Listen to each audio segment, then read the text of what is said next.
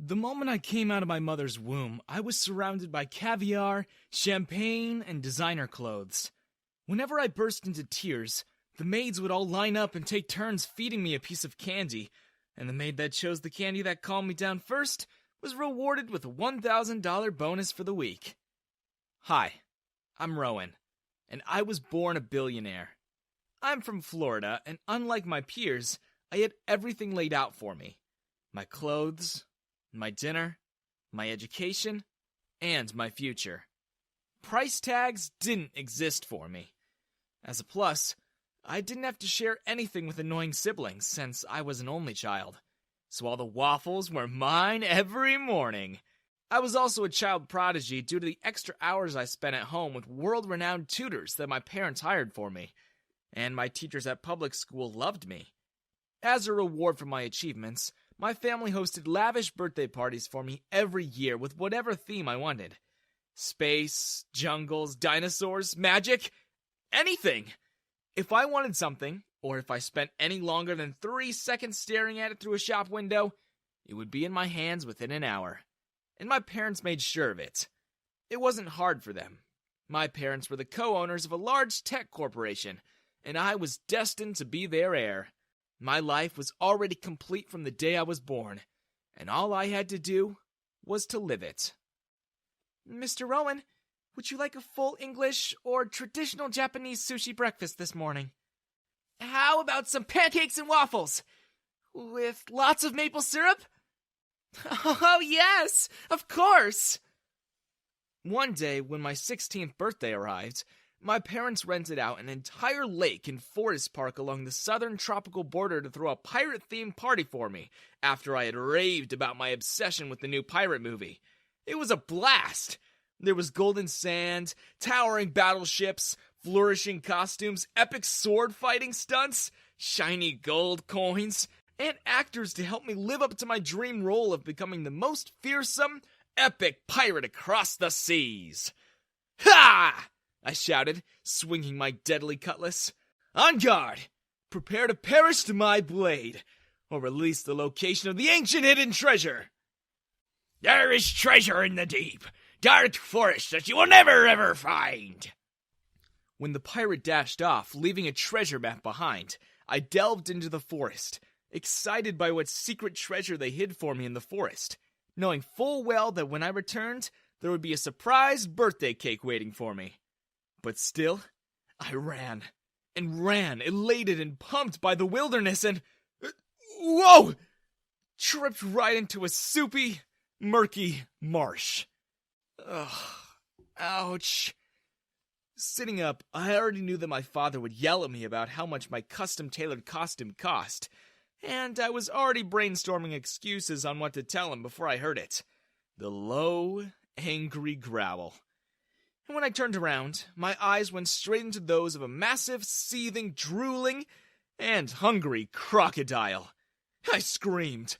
The crocodile was inching closer and closer, its beady eyes locked onto mine, and I couldn't move, paralyzed by what to do. In the movies, the hero would put up a fight and wrestle the enemy into submission, but all I had in my hand was a plastic cutlass and a pool of fear. I threw my sword, but all it did was miss and splash into the muddy water, and the crocodile only hissed louder. It had gotten so close that I could see its jagged array of teeth. Just when I thought I was done for, a loud shriek pierced the air, and both the crocodile and I glanced over in shock and disbelief. I couldn't believe it. It was a girl, standing at the edge of the marsh, tossing stones. With every scream she belted out, she flung a rock straight towards the crocodile. And unlike my cutlass, each one found a target straight onto its head, its face, its body, everywhere. "Get up!" she yelled at me. "Don't just stand there!" She was right. Quickly, I splashed onto my feet and dove towards the shore, twisting around just in time to see one of her stones launch straight into the open jaws of the crocodile where my leg would have been. The crocodile thankfully surrendered quickly after that, thrashing in the water before submerging underneath the surface. Then, it was quiet. I glanced over at the girl, her eyes landing into mine, her face tinted red. Still breathing heavily from the ordeal, she looked about the same age as me. But I noticed how she was wearing tattered clothes, worn shoes, and a dusty ball cap. Thank you. You saved my life. I shouldn't have to. Everyone knows you don't jump into a marsh in a tropical forest. Unless... I knew by how she stared at my drenched pirate costume that I wasn't from around here. Yeah, I'm not from here, I said. Are you? She shrugged, looking away. Kind of. You should go back to where you came from. She began turning back, but without thinking, I blurted, Wait! When she looked back, I said, Really? Thank you. Would you want to come to my birthday celebration?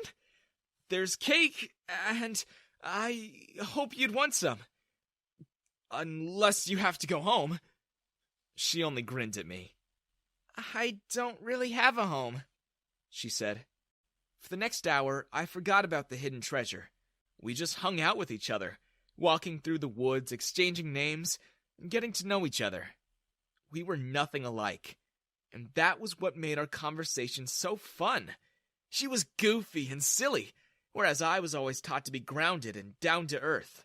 She was amazed that I had a pair of shoes for each day, a vacation home for every season of the year, and 2 loving parents. I learned that she, unlike me, didn't have a home. Her father had left her mother when she was still a child, and without his income, the 2 quickly went bankrupt and were ejected from their apartment when she was only 12. Her mother still worked her job during the day, and Lisa still went to school. But the 2 lived on the streets for years, taking on odd jobs to help pay for clothes, necessities, and a future college fund for her. They slept in her mother's only car every night, traveling wherever they needed to make ends meet.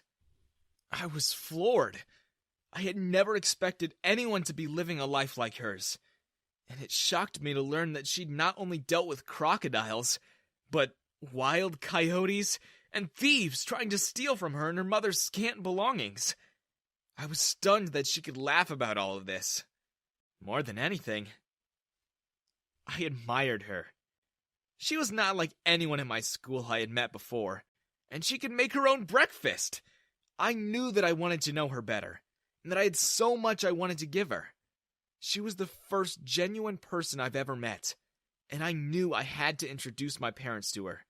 They'd love how hardworking she was, and they wouldn't hesitate to show some generosity, especially when she saved my life. Hey, Mom and Dad, I'm back. Rowan, where were you? We were worried sick and we were about to call... Rowan, what happened to your clothes? You know I told you to... They both saw Lisa, a table of cake, juice, and snacks behind them. Mom! Dad! Meet Lisa. She saved my life, and she's invited to my birthday party. Can we get her some cake? Save your life? What do you mean? What did she do to you? She looks like a thief. And your clothes? Did she push you? Did she try to rob you? What? What are you 2 talking about? She saved my life, Mom. And I fell by myself, Dad. And? Where does she live? Why is she out here? She doesn't have a home, so we can give her something and help her.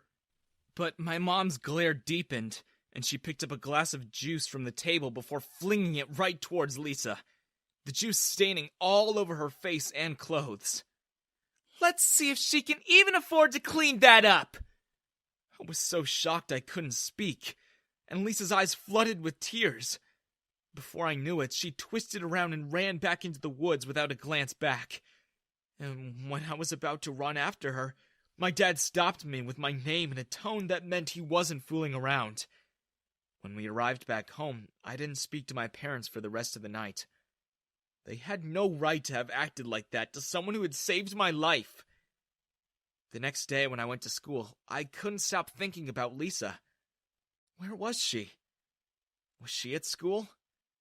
I was so distracted that I wasn't able to finish my math quiz, and I barely talked to my friends that day. Thinking about how my parents treated her and what she was going through made me sick.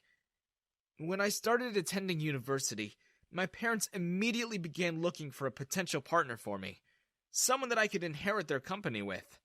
They would look through the university's dean list every year and point out girls that would suit me.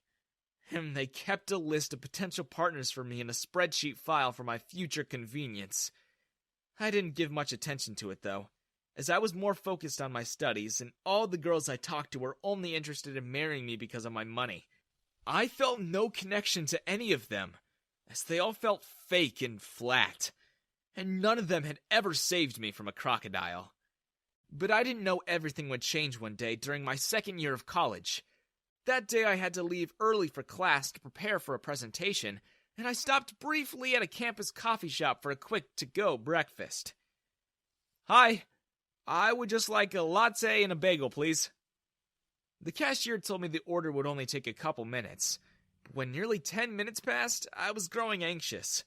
My presentation was starting soon, and my order wasn't ready. I decided to go up to ask about it before I heard frustrating shouting. Something felt off. "No, you got it wrong again! What's wrong with you?" "I'm sorry. I'll try again." "Again? This is the 4th time! The customer can't wait forever!" Startled, I peered over the counter, and I couldn't believe my eyes. It was Lisa. Although she was now wearing an apron and her hair was now tied up in a bun, it was definitely the same girl from my 16th birthday party. The girl who rescued me from a crocodile.